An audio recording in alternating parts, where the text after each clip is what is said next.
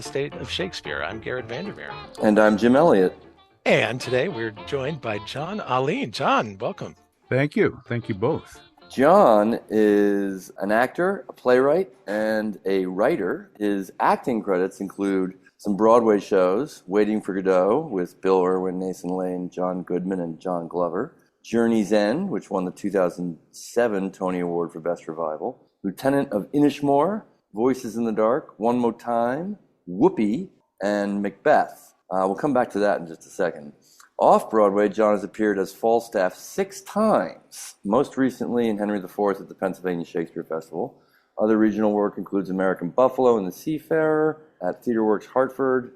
He's worked at the Studio Arena in Buffalo. He's worked on The Tempest and A Midsummer Night's Dream and Much Ado at Pittsburgh Public Theater, Floyd Collins at the Actors Theater of Louisville, the Old Globe Theater and Goodman Theater. Other regional credits include Repertory of St. Louis, Cincinnati Playhouse, Prince Music Theater, Syracuse Stage, and on and on and on and on. Welcome, John. This is impressive. Which version of Broadway Macbeth did you do? Who were the stars? It was Shakespeare's version. Thank you. It was directed by Terry Hands, who was at one point in charge of.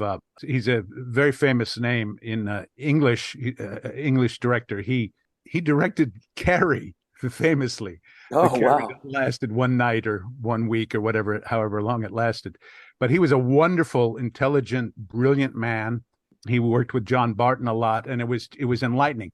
Now, I did the version with Kelsey Grammer as the Scottish king. Diane Venora was the lady. They tried to do a kind of an all-star casting, and there was a lot of television people and all, but it was really wonderful and very simple. And I think that kind of did it in. People wanted, something big and fantastical and this and that, but it was so simple and so direct and so honest that I still think of it as one of my favorite productions. Well, there is this in the English tradition, the understudies come from within the company. So I understudied about 9 different characters. And what they didn't realize is it could never work, because I was also playing 3 different characters. I was playing the murderer. I was playing the the Scottish doctor. And if I had to go on and play any of these other roles, it would be impossible at times, because I would have scenes with myself or they never thought that through, but they never even worried about it. I learned half the play, but I got to say things like the Queen, my Lord, is dead and that sort of thing. That's good stuff. So you come to us through Jason King Jones. Yes. He was the one who recommended you. Well, I just worked with him. He is now the new artistic director at the Pennsylvania Shakespeare Festival. And I recommend everyone go see that. It's a wonderful place. It's a beautiful site. They do super quality work. And Jason King Jones, he came from The Only. I just saw a show there. And he's so energized and so good. He's such a good theater person. And they have a wonderful season this year. And I played Falstaff for him just last summer.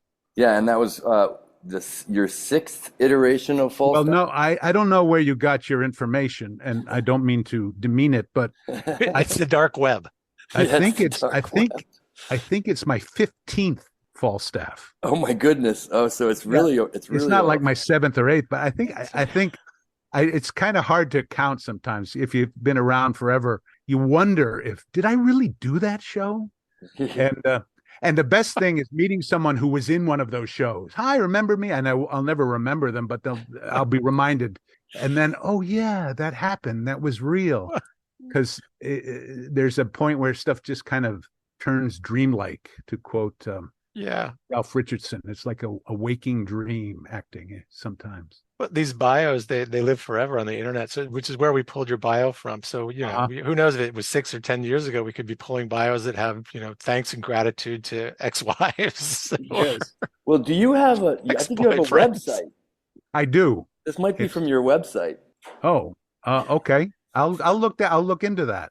Well, after playing Falstaff that many times, it's got to become a bit of a game. Do you have hopes and aspirations for the next time you play Falstaff? Maybe a different costume, or is it going to be set in outer space? Or it's funny. My relationship with Falstaff is pretty deep. I really love that character, and getting to play them every time. As I get older, they're all quite physical. And my first thought is, oh gosh, can I do this again? But I always find I can. It's really, really wonderful to work on something so many times. And I try very hard not to try and reconstitute old shtick. Oh, I did this thing that's really funny and this and that. I do, however, have some takes on certain things that I've discovered and I don't want to give up. But I try not to repeat myself. I try not to drag out, oh, here's my old Falstaff and performance. No notes, please. And I try to discover new stuff all the time. And since there are 3 Falstaff plays, I've spread out that number 15. But I always try to find something new. And there's always a scene, oh, I never liked this scene, or this scene has never worked. And then if you do it again, you get a real opportunity to just figure out every single scene and every single moment. And it's really a joy and a fun thing to do. Is there a character that you wished you could play? Oh, well, I walk around Orson Welles like with Lear in my back pocket, hoping to play Lear one day. But when I was young, I'm finally as old as all the characters I play when I was young. But you get to a point where you go, oh, I can't do those plays anymore, so some things are coming off the wish list just because I'm too old or they passed me by. But Lear is one. If we move outside of Shakespeare, there's a character called Sheridan Whiteside in The Man Who Came to Dinner, which I would love to play. I'm a big fan of Kaufman and Hart, specifically George S. Kaufman. Things like that. There's the character in Front Page, the editor, and I have some roles I can still play that are still on my wish list.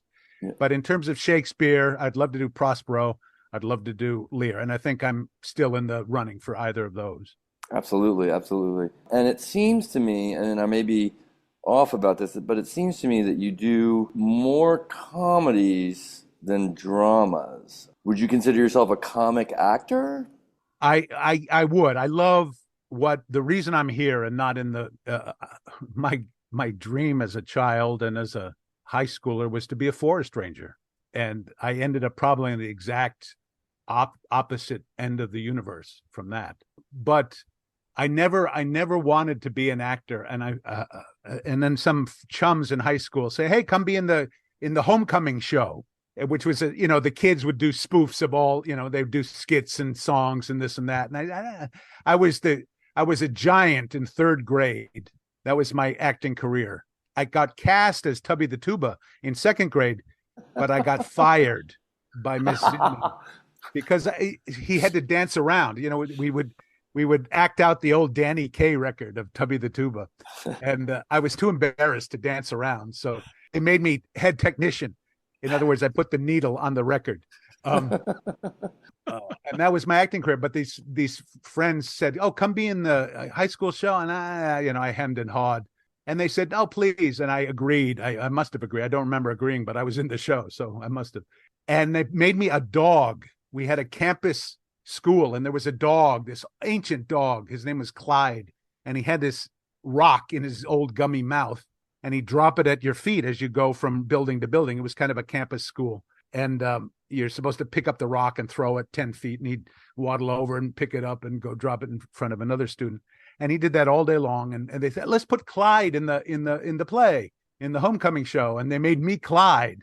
And they thought it'd be funny. Oh, let's put you in every scene. So I was just standing there in every scene. And even with my limited knowledge of theater, I went up to them and said, shouldn't I do something? Shouldn't I do something funny? And they go, oh yeah, what? And here's where my wasted youth. I spent my entire youth watching old black and white TV shows of Milton Berle, Red Skelton, Martin and Lewis, Abbott and Costello, Laurel and Hardy. And this is my world. I love these guys. These were my giants. And I had in my brain this treasure trove of bits just because I had wasted my youth. You don't need Xbox to waste your youth. And I started doing that. And I was a hit. I was the hit of the show. And everyone said, you're the greatest actor who ever lived. And then I went off to become a forest ranger, but I got an F in chemistry. So they didn't want me to be a forest ranger because I had this hippy dippy science teacher who said, hey, she took out the desks and put in beanbag chairs and and hey, you don't have to do the experiments, just do your own thing. And I sat and talked to two pretty girls on the couch for an entire semester, and I got an F. I felt betrayed, so I decided to become an actor just because of that stupid dog. Because Clyde. Yeah, the reaction to Clyde, and Yeah. and I hated every minute of it when I started acting. It seemed like full of the weirdest people in the universe, actors. Right. They were all hugging and kissing and talking loud and wearing funny clothes. And here I was in my hush puppies and my checkered bell bottoms and my polo shirt. And I just felt so out of place. And I didn't talk for 3 months of class. No. I just kind of rocked back and forth. And the teacher finally said, "Hey, you got to, participate." And then I said, "Oh, I'm going to give this up. I'm going to be a math major," because I was very good in math. And then one day the teacher said, "Hey, let's play Simon Says." Now, I was and am the world's greatest Simon Says player. I say that with humility because, when you are, it's not a brag. And I suddenly, and they say, "Who wants to lead?" And, the same 6 people who always volunteer, "Oh, let me be Simon. Let me be Simon." And this was my moment. And my first words uttered in class were, "Wait, I'll lead." And I stood up, we had to wear tights and leotards, and my shame went away. And I walked down to the front of the room, and it was as if it was scripted. I was brilliant. I got everybody out and en masse, and I'd invite them back in, get them out one at a time. And I went from being a monster to a god.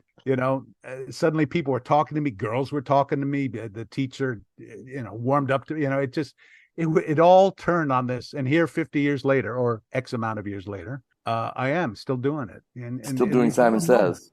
Yeah, Simon Says. Yeah. Odd but true. That's incredible. Where did this take place? Where did this unfold? It was at Syracuse University in upstate New York. Great. And the only reason I went there because they had a forestry school.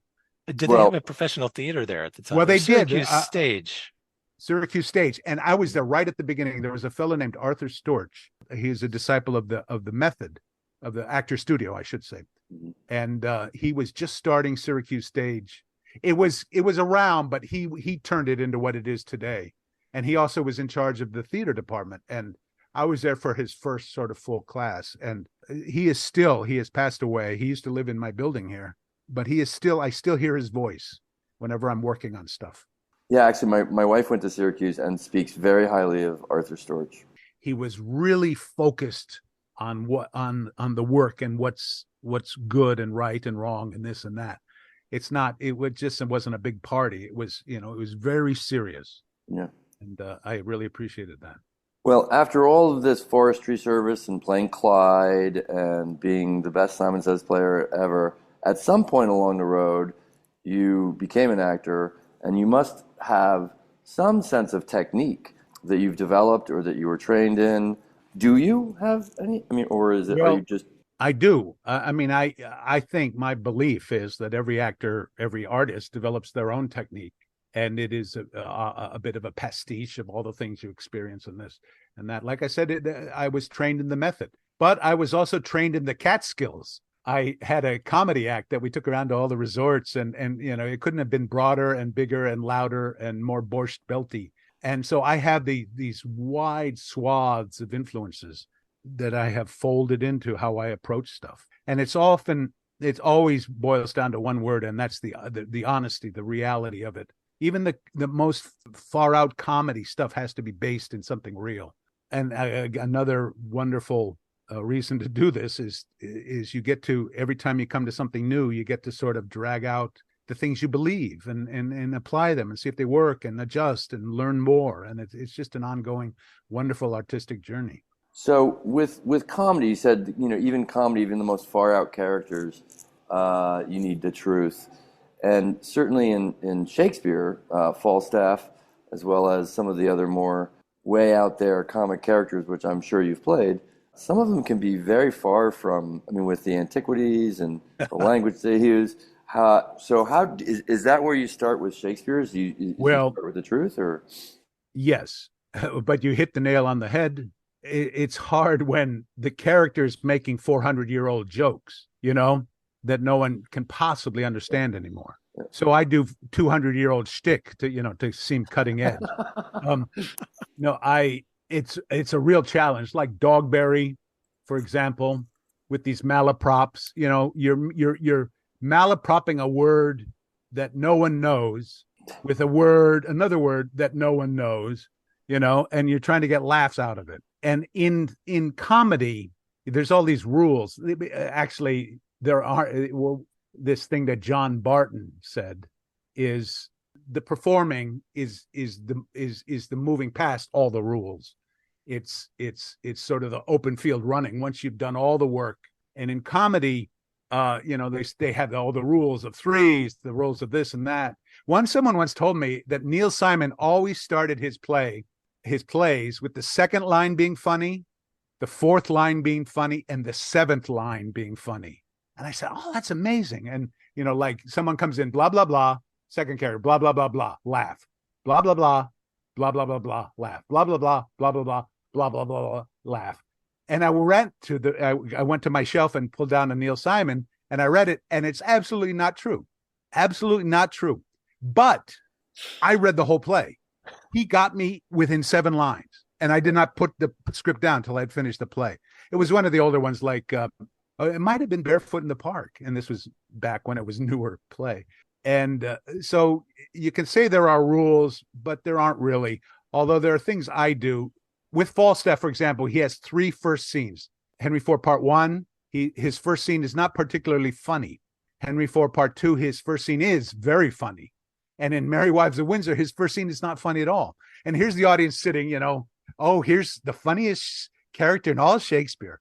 And you got to come out and put over a scene that's just, not that funny. So what I do, I symbolically or sometimes literally cough up a hairball, and I do something very funny at the very top to let the audience know, hey, guys, you can laugh all you want.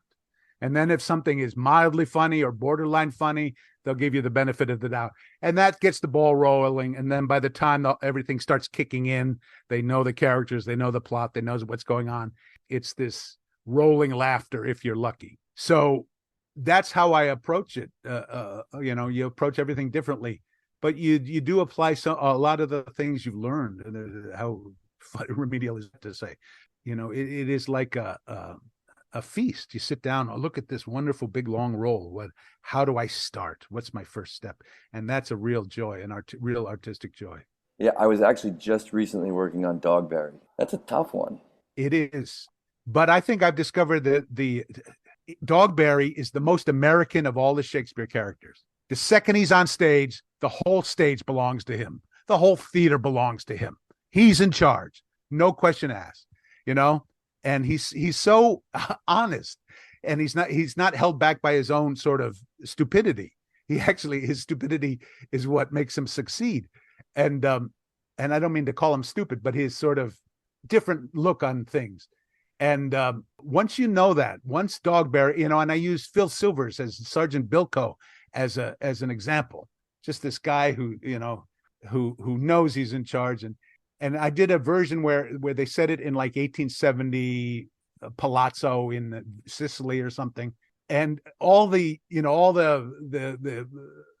prince and everyone, they were singing these rustic songs like, oh, let's be like the common folk. And I just thinking that, I said, let me have Dogberry come in singing opera, let him. And so I just built this whole performance around, and it was just glorious. And yeah, some of the things are hard to decipher, but once you sort of start with those basic thoughts, it all kind of fell into place for me. And I've done them several times. This is probably a good time to transition into the speech that you chose to share with us today. And that is, of course, Falstaff.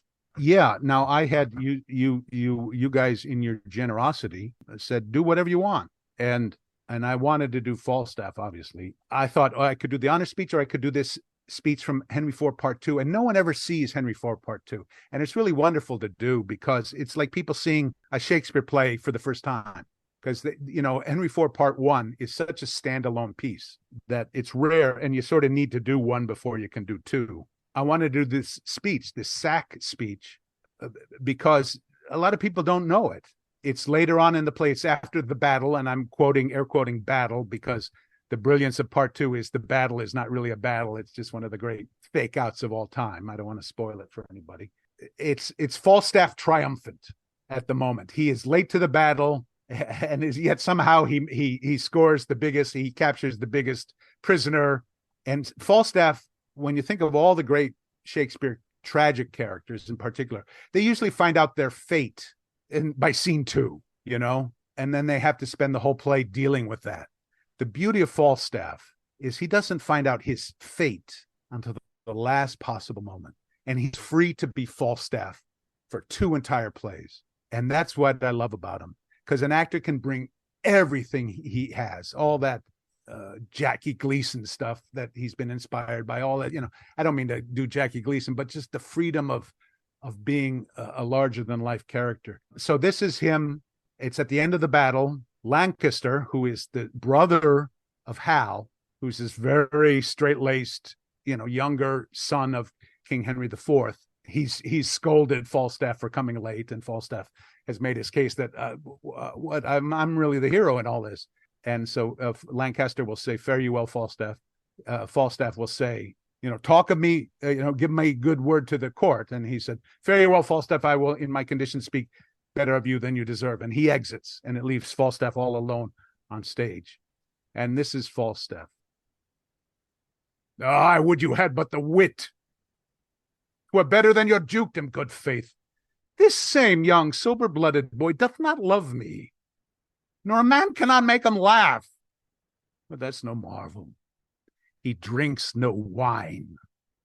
There's never none of these demure boys come to any proof, for thin drink doth so overcool their blood that they fall into kind of a male green sickness, and they are generally fools and cowards, which some of us should be too. But for inflammation, a good sherry sack hath a twofold operation in it. First, it ascends me into the brain, dries me there all the foolish, dull, and cruddy vapors which environ it, makes it apprehensive, quick, forgative, full of nimble, fiery, and delectable shapes, which, delivered over to the voice, the tongue, which is the birth, becomes excellent wit.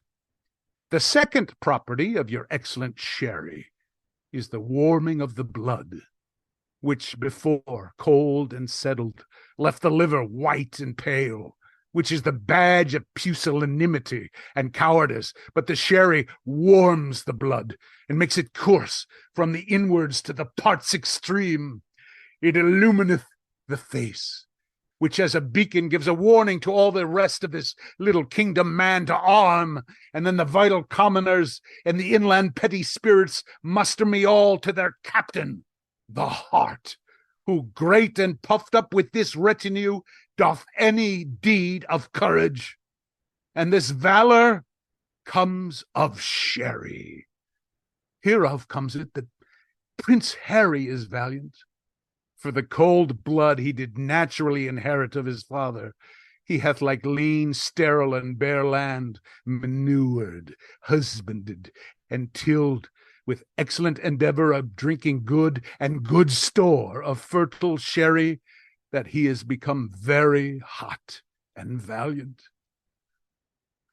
Oh, if I had 1,000 sons, the first human principle I would teach them should be to forswear thin potations and to addict themselves to sack. And then he takes a nice big swig. Right. And then Bardolph enters. Well, wow, thank you. That is certainly a paean to good drinking. It is. Shakespeare wrote this knowing that Falstaff was a really popular character, because Henry IV Part 1 it took off. And he knew I got to have kind of an 11 o'clock number here for Falstaff. And so this is just this wonderful piece in the middle of nowhere, and it's just him and the audience. I did this in Utah, and they weren't as warm to the drinking part as some other audiences. They still liked it. But the one thing I love about this,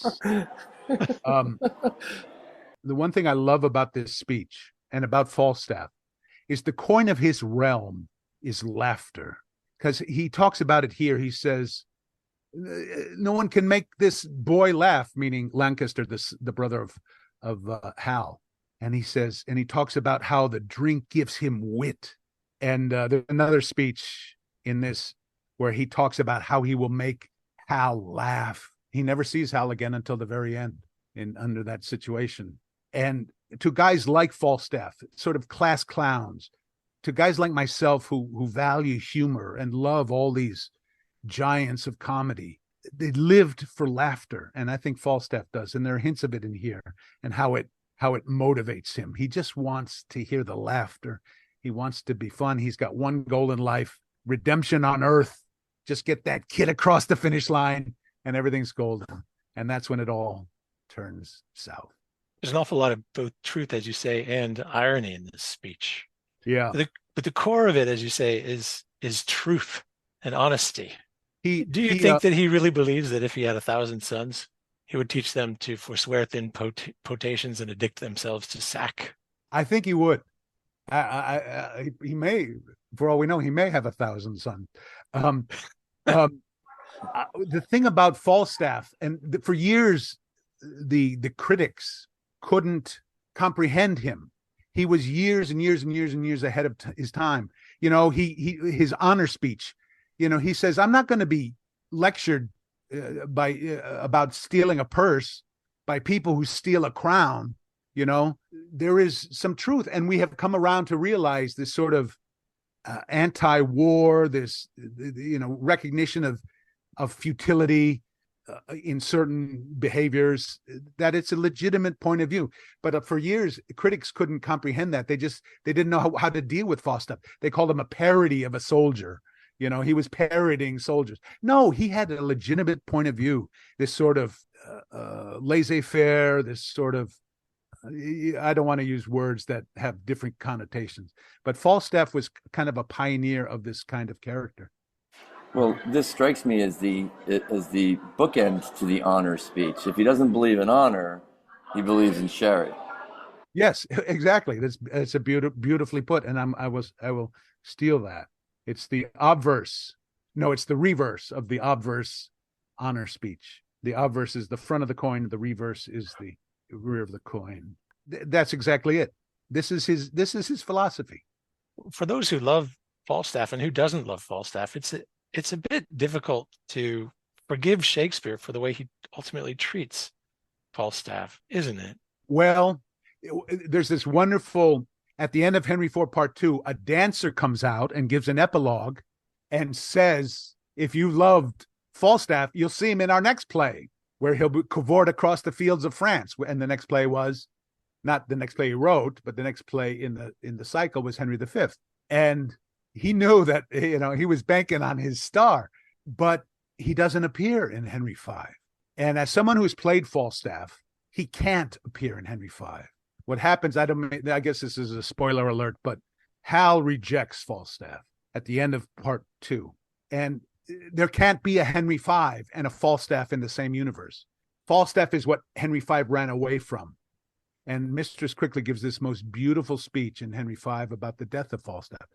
But if you what Hal says at the very end, at the rejection, he pulls aside the sheriff and he says to him, keep him 10 miles from my presence, but give him a stipend, for his basic needs. He has to do what he has to do, but he didn't totally. It's not he still has this much.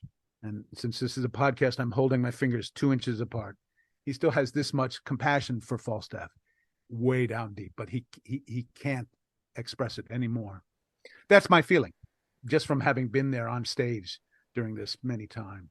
Well, having watched the play and all the various iterations of Henry IV, the relationship between Falstaff and Hal is such a wonderful relationship. It's a father-son, it's a drinking buddies, it's that kind of relationship. And I've always found that scene to be so sad, so very sad, because it's Hal growing up and assuming his rightful place, but it's also the severing of his youthful and his very good friend. And it's always been very sad to me that's I agree. And I challenge you and other Shakespeare experts to find any other moment in all Shakespeare that profound. wrenching, that moving.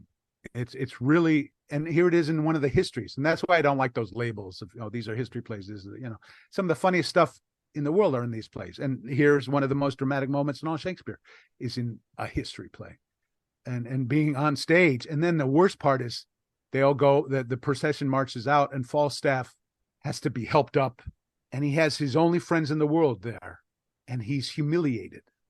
He's run across England saying, we're going to be rich, this is it, we're home free, boys. And then this happens in a public place, and he has these lines. He says, oh, this you heard was but a color. He has to seem thus to me in public, but he will come to me in private. He's trying to so feebly cover for this humiliation, and that again is as sad as anything. Well, I want to just really briefly touch on your performance and talk about how you really dig in. You've clearly highlighted and keyworded some very particular words in the speech. I mean, obviously pusillanimity, but you go into a different voice when you hit some of your keywords. Is that something you've honed through your career, or has it just come naturally to you? Well, I'm actually having an allergy attack, so my voice is a little crusty. But I'm usually like Patrick Page up here. I can hit the basso profundo. But if you go to the folio, and this I learned, someone taught me, or I learned years and years ago, the folio is invaluable because it'll have certain words capitalized. And if you read it, just giving those capitalized words a little extra, a little more, I don't want to say attention, but a little more emphasis, the thing kind of comes to life. And when the spelling is there often an extra vowel in a word, and you think, oh, those typesetters, what fools. But no, if you read it with a little more, like supposing green had 3 E's, you would go green.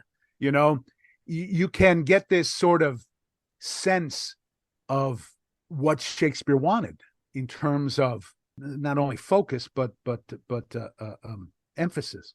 And so I have that's kind of in me. I don't even have to think about it anymore.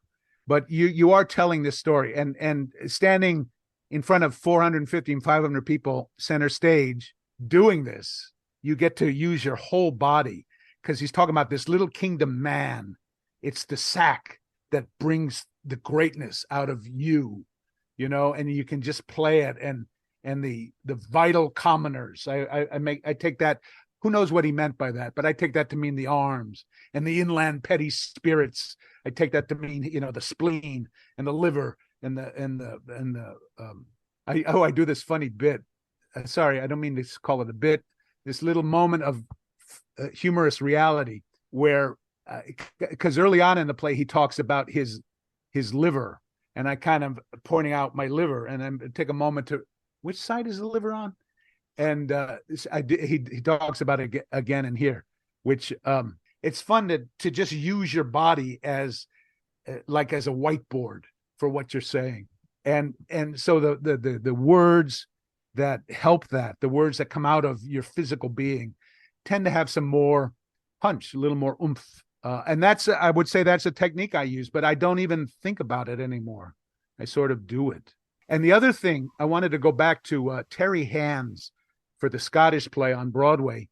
We spent a lot of time sitting in a circle of chairs reading the sonnets. And he told us the secret of the sonnets. And we all go, the secret of the sonnets. I'm all ears here, the secret of the sonnets. Well, we don't all know, but the sonnets have a structure. It's 4, 4, 4, 2. There's a stanza that rhyming ends A, B, A, B. Then C, D, C, D, E, F, E, F, and then G, G. It ends with a couplet. And we all think that's the structure. But he would tell us no. He said there's a hidden structure in the sonnets. It's really 8-4-2. He said, like, the first line or so is kind of the title of the sonnet or the topic. Like, shall I compare thee to a summer's day? I don't know that one, so I won't say it. But then he goes on for 8 lines making that point, thou art of this and that and that and that.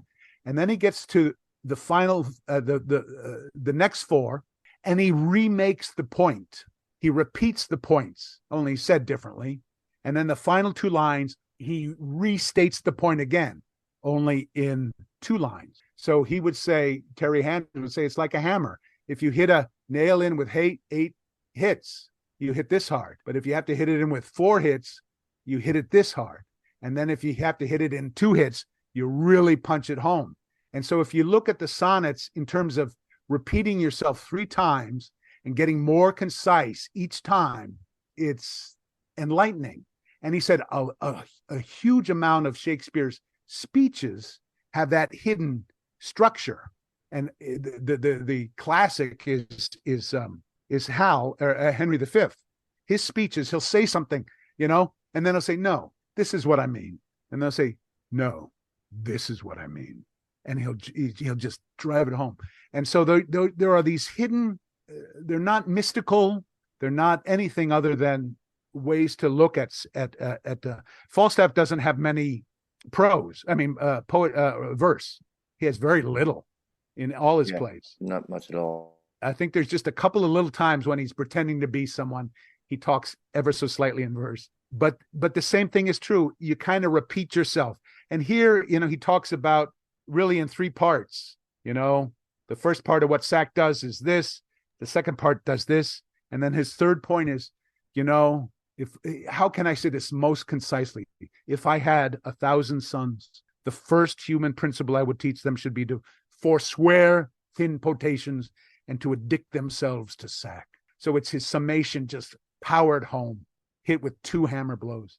And so that's kind of hidden in some of the approach I take to Shakespeare, stuff like that. Some of the other stuff you're talking about sounds very much like OP. Did you ever study original pronunciation? Yeah, well, no, I didn't study it. I've been exposed to it. Those Crystal the father, son, they came somewhere I was and they talked. And it was very interesting. And some show I saw, they did it original. And it kind of reminded me of when I sat and watched the Berliner Ensemble at the National Theatre in London in the 70s. And I didn't get a translating headphone. So I sat and listened to this German, and after a while it started to make sense. I could figure it out without knowing any German. But that was the Berliner Ensemble. So it was 4 hours long. Garrett, I don't think we've ever had Brecht and Shakespeare talked about in the same breath here. I'm assuming it was Brecht that you were saying. This may be the first time. Well, it's been delightful talking to you, John. Thank you so much for taking the time to speak with us. Well, it's my pleasure. I just wanted to go on and on because I can talk about this stuff forever. I really can. We didn't even talk about the great mystery, the second great Shakespearean mystery, and that's who originally played Falstaff. A lot of people think it's Will Kemp, but I don't. Anyway, we'll save that for some other day. Well, you can't let us go on a cliffhanger like that. We have to hear your theory. Well, they say Will Kemp, just for the uninitiated, was Shakespeare's great clown. He was one of the 3, Burbage and Shakespeare and Kemp started the was it the Admirals Players, or the name changed at some point, but they started the company. And Will Kemp was his great clown, and he played Dogberry, they say, although he might have been fired by then or left the company by then. But he played the Dromios and he played Bottom, and his technique, he would talk to himself. He would have all these malapropisms. And so Shakespeare folded those into his characters, the ones he created. He even had a pet dog that did tricks, and he's immortalized as Crab in Two Gents. Yeah, Two Gentlemen from Verona. I like to miscall it that all the time. 2 Gentlemen of Verona. And they had a falling out, and Kemp left the company right around the time of Henry IV Part 2. And then Will Kemp went and did his famous Morris dance to Norwich, where he danced for 9 days. He danced 100 miles. And then Shakespeare wrote in Hamlet, don't let your clowns, ad lib basically, or set the audience to laughing because you'll never get them back. So there was clearly something wrong. But a lot of scholars think that Will Kemp played Falstaff. He had to. He was the clown of the company. But I played Will Kemp roles and I played Falstaff. And I don't think Falstaff was played by Will Kemp.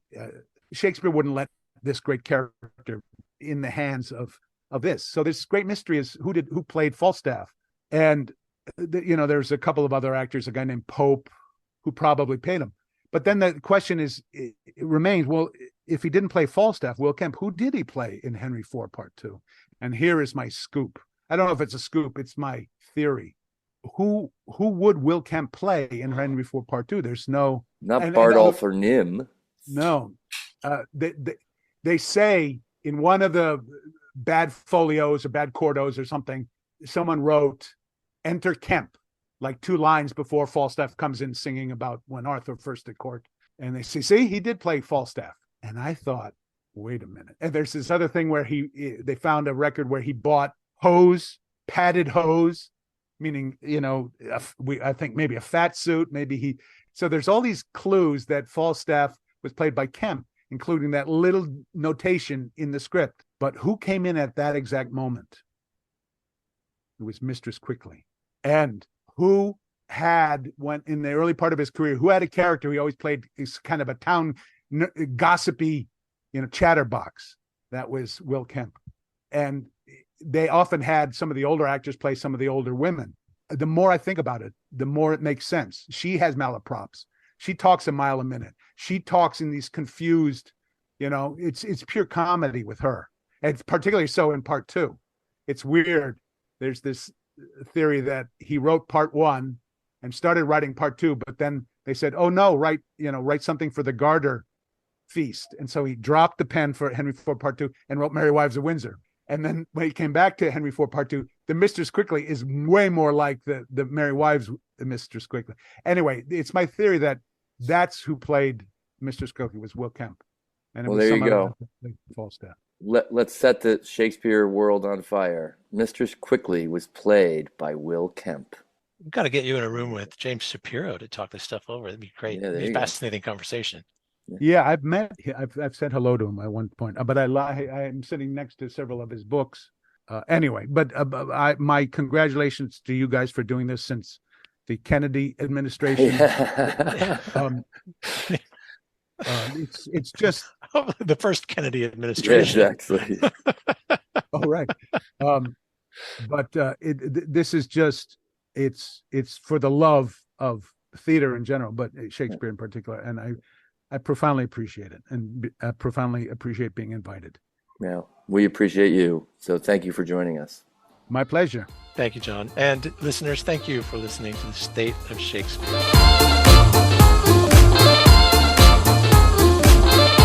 Thanks for joining us for the State of Shakespeare podcast. We invite you to visit stateofshakespeare.com for more episodes, information about each of our guests, and the Shakespeare text you heard on the program, and much more. And we welcome you to join the discussion by liking us on Facebook. That's www.stateofshakespeare.com. Thanks for listening.